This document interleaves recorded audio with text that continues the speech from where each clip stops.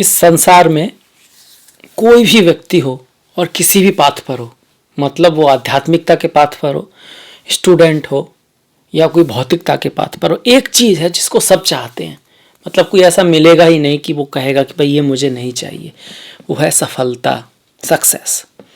आप अगर आध्यात्मिक पाथ पर हैं तो आप ज्ञान चाहते हैं, फ्रीडम चाहते हैं, जीवन को समझना चाहते हैं, तो आप चाहेंगे कि आप उसमें सफल हों। अगर आप किसी एग्ज़ाम की तैयारी कर रहे हैं तो उसमें भी चाहोगे आप सफल हो, बिजनेस में भी होगे आप तो ये ज़रूर चाहोगे कि आप सफल हो। हर कोई चाहता है सफलता, पर हर किसी को सफलता मिलती नहीं है। इसका मतलब सिर्फ चाहने से तो कुछ होता नहीं। और इसका कारण क्या है? कारण यह है कि करना बहुत ज़रूरी है। चाहना और जानना अपने आप में ज़रूरी ज़रूर है, पर उससे भी ज़्यादा ज़रूरी है उसको करना। और करने में भी कम से कम 3 चीज़ों का ध्यान हमको रखना चाहिए कि हमारे मन में प्योरिटी हो, दिल में प्योरिटी हो, मन में क्लियरिटी हो। मतलब हम क्या करना चाह रहे हैं उसका हमें पता होना चाहिए। और फिर जो एक्शन है ना, उसमें सिंसियरिटी होनी चाहिए, ऑनेस्टी होनी चाहिए।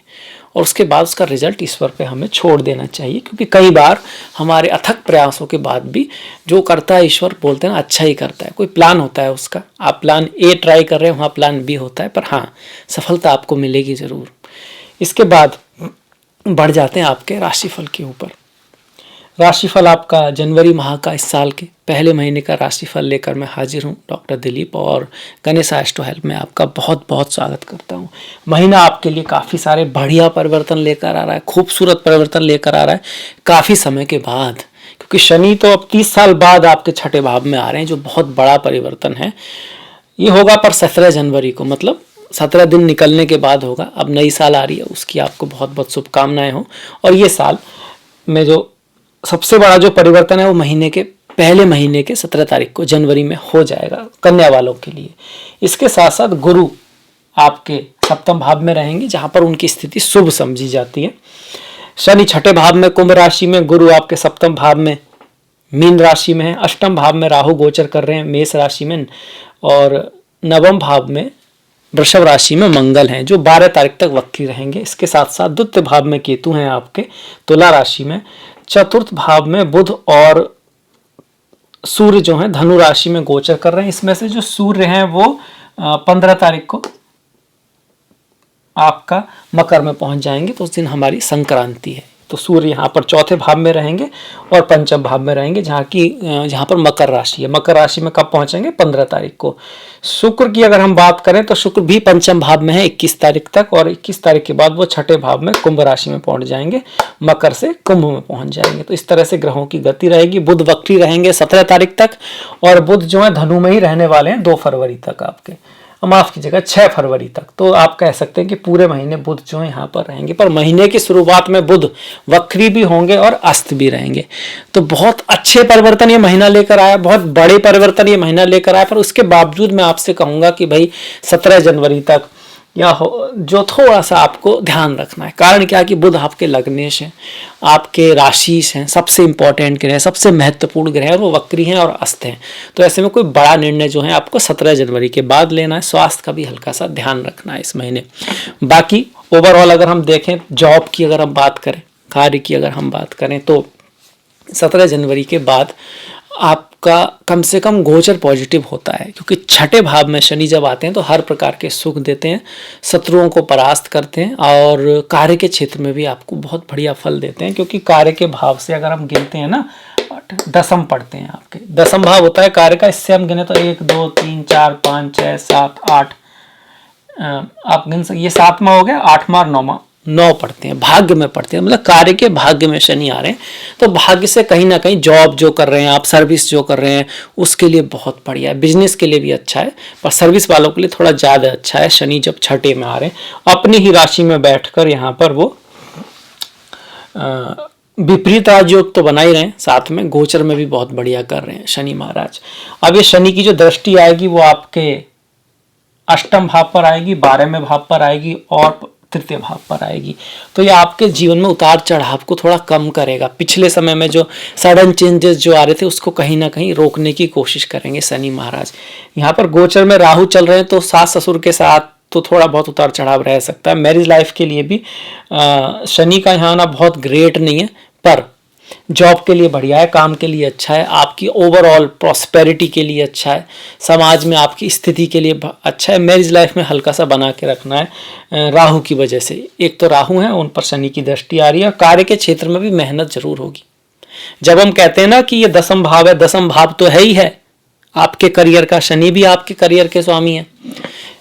शनि से दूसरे भाव में गुरु है, मतलब करियर में लाभ तो आएगा, धन तो आएगा, पर जहां प्रयास करने का है राहु भी आ रहे हैं, मतलब आप बहुत प्रयास भी कर सकते हो, पर आपके जो साथी हैं, आपके छोटे भाई बहन हैं, मतलब काम के क्षेत्र में जो आपके सहयोगी हैं, उनसे कुछ मतभेद होने का चांसेस यहाँ पे बनेगा, क्योंकि शनि से तृतीय भाव में राहु हैं। राहु अपनी पोजीशन से ये कहेंगे कि भैया सास ससुर के साथ थोड़ा उतार चढ़ाव रह सकता है। आपकी जो पति पत्नी प्रेमी प्रेमिका है, उनके धन में कुछ उतार चढ़ाव हो सकते हैं। अच्छा भी हो सकता है, अगर यहाँ पे शुभ योग है तो आपके जो प्रेमिका है या प्रेमी है, जीवन साथी है, उनकी लाइफ में फॉरेन चीज़ों से फ़ायदा हो सकता है, विदेशी चीज़ों से फ़ायदा हो सकता है। सडन मनी का उनको आप कह सकते हो धन आदि मिल सकता है, अचानक धन प्राप्ति आदि हो सकती है, क्योंकि ये भाव सडन मनी को भी दिखाता है। उनका जो इंटरेस्ट है वो अकल्ट ज्योतिष इस सब की तरफ भी जा सकता है। तो राहु ऐसा नहीं सब खराब है, ये भी बता रहे हैं साथ में। शनि के साथ साथ अब राहु को भी हम देख रहे हैं, तो देखिए राहु स्वास्थ्य के लिए थोड़ा सा आपको ध्यान रखना है। हालांकि शनि आपको सपोर्ट करने आ गए हैं, बहुत इंपॉर्टेंट है ये शनि का यहाँ पर आना, नहीं तो आपके शनि भी नेगेटिव चल रहे थे और राहु तो नेगेटिव चल ही रहे हैं। अब कम से कम शनि पॉजिटिव होंगे 17 जनवरी के बाद। 17 जनवरी से पहले आपको थोड़ा सा ध्यान रखना है, कोई बहुत बड़ा रिस्क नहीं लेना, जो चीज़ें चलनी है वैसे ही चलते रहना, इस चीज़ का ध्यान रखना है।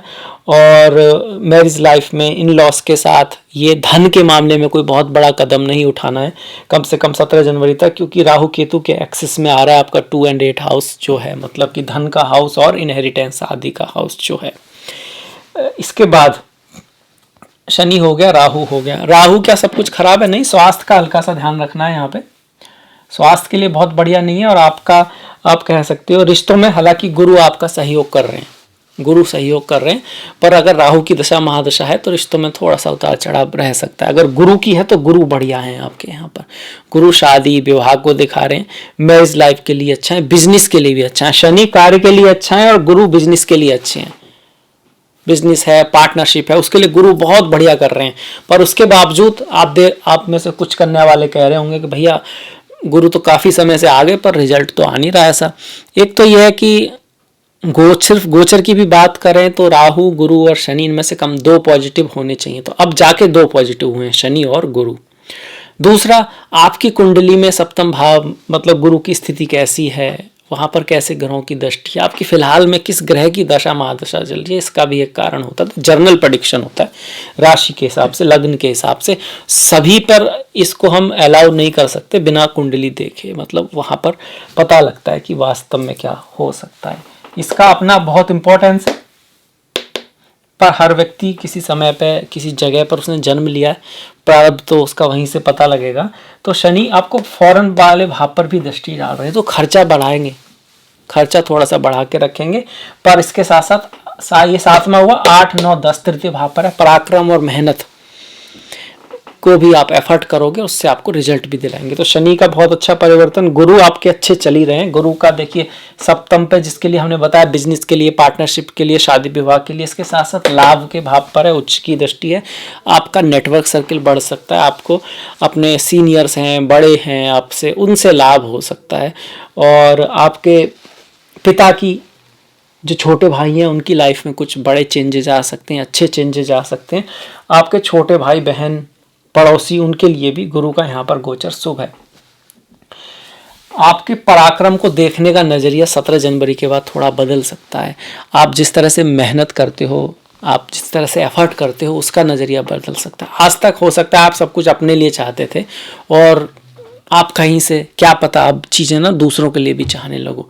चाहत का ही तो अंतर है, नज़रिए का ही तो अंतर है। अब जैसे कोई व्यक्ति जिम कर रहा है या एक्सरसाइज कर रहा है, तो वो या तो अपने लिए जिम कर सकता है, उसको लगता है कि मेरे को अपना स्वास्थ्य बनाना है, और उसका नज़रिया ये भी हो सकता है कि भाई उसका स्वास्थ्य ज़रूरी है उसके बच्चों के लिए, उसके माता पिता के लिए, दुनिया के लिए, ताकि वो प्रोटेक्ट कर सके चीज़ों को, कुछ योगदान कर सके समाज में। बड़ा होगा तभी दे पाएगा। कहीं ना कहीं जब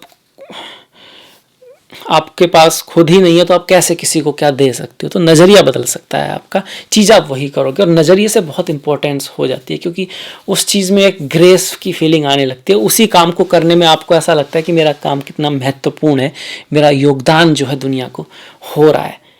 इन अ वे ये आपको अंदर से न्यूरिश करता है, आपको मेंटली हैप्पी रखता है। तो नज़रिया, उसके लिए क्या करना चाहिए? अध्यात्म है, स्पिरिचुअलिटी है, कैसा इनपुट है आपका। आप गीता पढ़ें या कुछ भी कोई ग्रंथ पढ़ें, उपनिषद पढ़ें या कोई और ज्ञान की बातें सुने, कुछ ना कुछ अच्छा सुने, देखें ज़रूर। इससे आपको जीवन में बहुत मदद मिलेगी, सफल होने में भी। और बहुत सारे लोग बाहर से तो सफल हो जाते हैं पर अंदर से बेचैनी बनी रहती है, उसका कोई फ़ायदा नहीं है कहीं ना कहीं। तो उस चीज़ के लिए स्पिरिचुअलिटी का भी बहुत फ़ायदा, बहुत अच्छा है। और पाथ से ना भटकने के लिए भी, कुछ लोग जब बहुत दिक्कत आती है तब पाथ से भटक जाते हैं, आपने सुना होगा डिप्रेशन वगैरह, या फिर अचानक जब सबसे सफलता मिल जाती है तब भी लोग भटक जाते हैं। तो वहाँ पर भी ये चीज़ें बहुत इंपॉर्टेंस करती हैं कि आप अपने ग्राउंड से जुड़े रहें, अपने ट्रेडिशनल से जुड़े रहें। आपके जीवन में कोई रिचुअल, कुछ ऐसी बुक्स हों, कुछ ऐसे साथी हों, दोस्त हों जो आपको सही रास्ते पर बनाए रखें।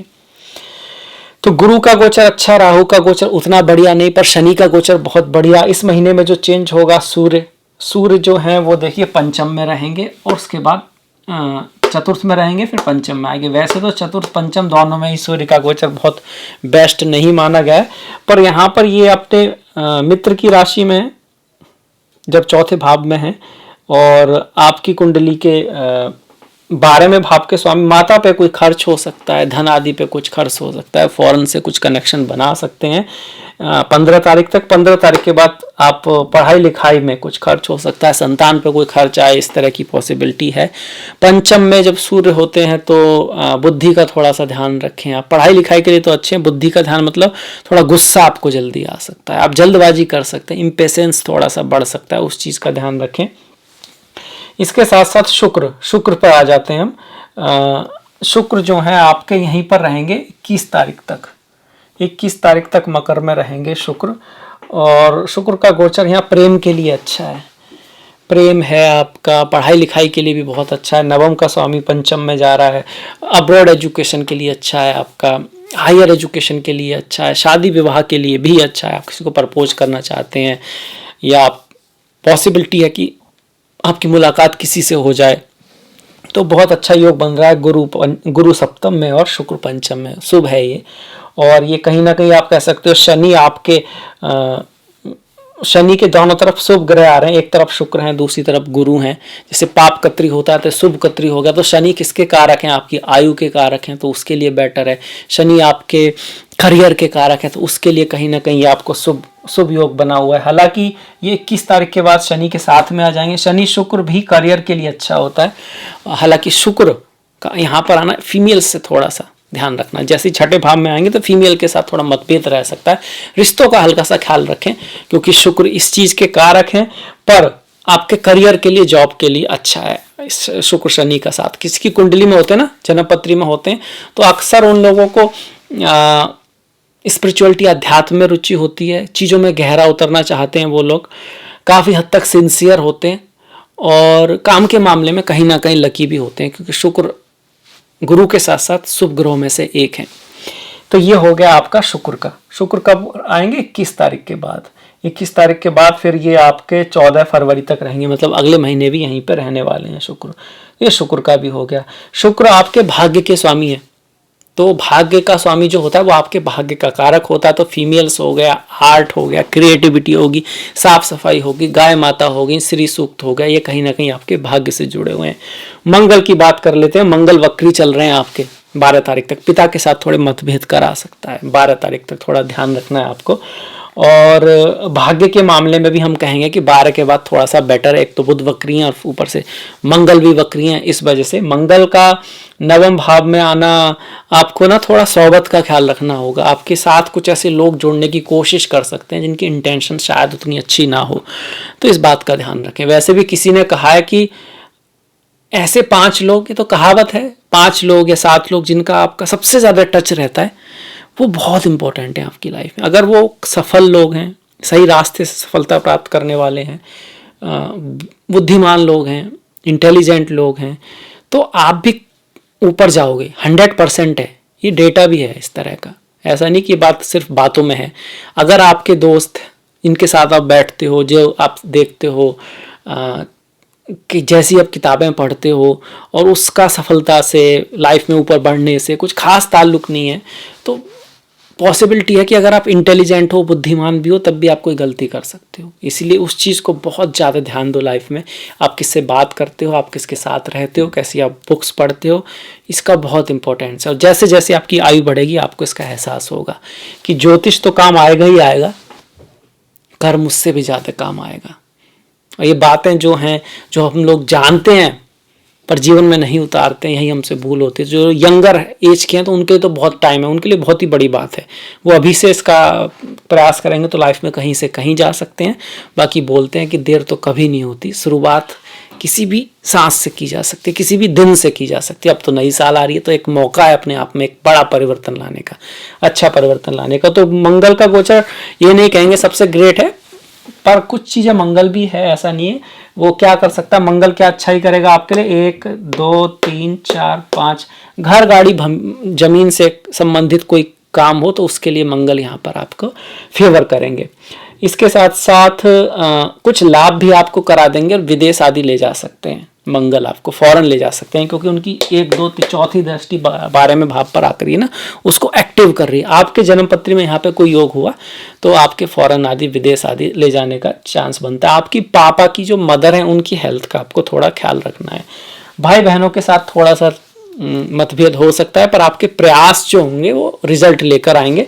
माता के स्वास्थ्य का ख्याल रखना, अपनी माता के और पिता की माता के स्वास्थ्य का यहाँ पर उनका थोड़ा सा ख्याल रखना है। बुध का हो ही गया, बुध पूरे महीने आपके यहीं रहने वाले हैं, बस 17 तारीख तक वक्री है, तो आपको कम्युनिकेशन का ध्यान रखना है, बातें करते वक्त ध्यान रखना है। बुध आपके लग्नेश हैं और दशम है, तो पद प्रतिष्ठा, सम्मान, समाज में आपकी जो स्थिति है उसका हल्का सा ध्यान रखना है। आपको पुरानी चीज़ों से लाभ होगा, पुराने मित्रों से लाभ होगा, पुरानी चीज़ों से लाभ हो सकता है। ये वो समय है जब आपको थोड़ा एनालाइज भी करना चाहिए कि जो हम जिस पाथ पे चल रहे हैं ना, वो सही चल भी रहे हैं या नहीं। दिशा बहुत ज़रूरी है, सिर्फ मेहनत से काम नहीं चलता है। आप ये कह सकते हो कि अगर सिर्फ मेहनत की बात देखो या आप ये देखो कैपेबिलिटी की बात, तो रावण कम कैपेबल नहीं था। बोलते हैं कि जब रामचंद्र जी आए, माँ कौशल्या ने पूछा कि तुमने रावण को मारा, तो राम ने कहा रावण को मैंने नहीं मारा, रावण को मैंने मारा, मतलब उसके ईगो ने मार दिया रावण को। तो ऐसा नहीं है कि रावण शक्तिशाली था, भगवान थे वो ठीक है, पर फिर भी उनके कहने का ये मतलब था कि अगर वो सही पाथ पे चलता, सही रास्ते पे चलता, तो हो सकता है उसकी मृत्यु नहीं भी होती। और जहाँ कहीं मैंने एक बार ये भी बताया कि भाई जो लिखा है वो बदला नहीं जा सकता, पर कुछ प्रमाण मिलते हैं जहाँ पर जो लिखा है वो बदला गया शास्त्रों में। जैसे कि महामृत्युंजय मंत्र जब आया तो उनकी मृत्यु लिखी थी पर नहीं हुई, पर उस प्रमाणों में ये भी निकल के आता सिर्फ अच्छा कर्म, प्रभु की सेवा और मन से भी वो व्यक्ति बहुत अच्छा हो, तब कुछ ऐसा हो सकता है कि कोई चीज़ आपके लिए जो डेस्टिनी है उसको भी बदल दे। तो एक ही तरीका है सही कर्म करना, अच्छा कर्म करना। और अच्छे कर्म के लिए आप कोई ऐसा फेवरेट फार्मूला नहीं कि आप उसको रट लो। आप गीता पढ़ो, श्रीमद् भागवतम पढ़ो, और चीज़ें पढ़ो, अपना ज्ञान बढ़ाओ, ऐसे लोगों में बैठो, तो आप खुद ही उस रास्ते पे चलते रहोगे। सारे ग्रह हो गए, राहु भी ले हो गया, केतु थोड़ा सा है, धन के मामले में ध्यान रखना है, बहुत बड़ा निर्णय नहीं लेना है, वाणी का ध्यान रखना है। आप कुछ ऐसा बोल सकते हो, फैमिली से कुछ मतभेद यहाँ केतु करा सकता है, द्वितीय भाव फैमिली का भी होता है। आप जिस तरह से लोगों को ट्रीट करते हो तो वहाँ पर कभी कभी आपको सडन गुस्सा आ सकता है, उसका ध्यान रखना है। बाकी गणेश जी की पूजा करें अगर केतु के दशा महादशा चल रही है तो। और गणेश जी अपने आप में ज्ञान को दिखाते हैं, स्पिरिचुअलिटी, अध्यात्म को दिखाते हैं, ज्योतिष को दिखाते हैं, तो इन सब से अगर आपका कहीं ना कहीं कनेक्शन रहेगा। और ध्यान को दिखाते हैं, ध्यान बहुत ज़रूरी चीज़ है, खास करके केतु की दशा में सभी के लिए ज़रूरी है। हमारे यहाँ तो ये रहा ध्यान से पढ़ो, ध्यान से ये काम करो, ध्यान से वो काम करो। ध्यान बहुत ज़रूरी है, वो ध्यान से करने का मतलब सिर्फ उस चीज़ पर ध्यान नहीं है, खुद के ऊपर भी ध्यान रखना है कि मैं क्या कर रहा हूँ, कैसे कर रहा हूँ। तो ध्यान रखें अपने जीवन में, तो केतु आपके लिए अच्छा रिजल्ट देते हैं। तो ये सारे ग्रह हो गए। अब बढ़ जाते हैं त्योहारों की तरफ। इस महीने काफ़ी सारे त्योहार हैं। एक तो नई साल है, वो तो है ही, आपको उसकी शुभकामनाएं हो। साथ में लोहड़ी है 14 तारीख को, और 15 तारीख को मकर संक्रांति है, पोंगल है, उत्तरायण है, सूर्य उत्तरायण होंगे, बहुत बढ़िया बात है ये।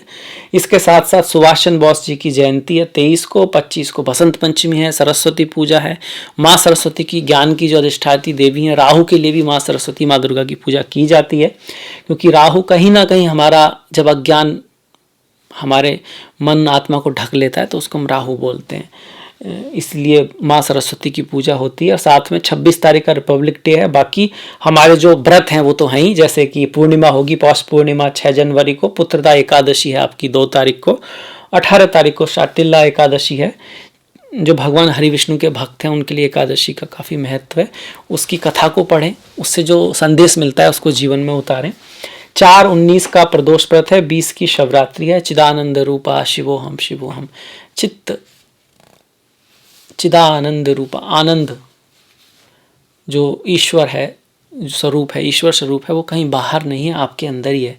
और मेरे ख्याल से आजकल ज्योतिषी में ये थोड़ा सा कहीं ना कहीं डेविएशन आया हमारे संतों से, हमारे उपनिषदों से, कि हमारा सारा फोकस बाहर चला गया है, कि रेमेडी की बात आए तो वो सब बाहर है, जो भी कुछ करना है कहीं बाहर ही करना है। अपने ऊपर काम करने पे हम थोड़ा कम ध्यान दे रहे हैं, और उसकी आवश्यकता बहुत ज़्यादा है।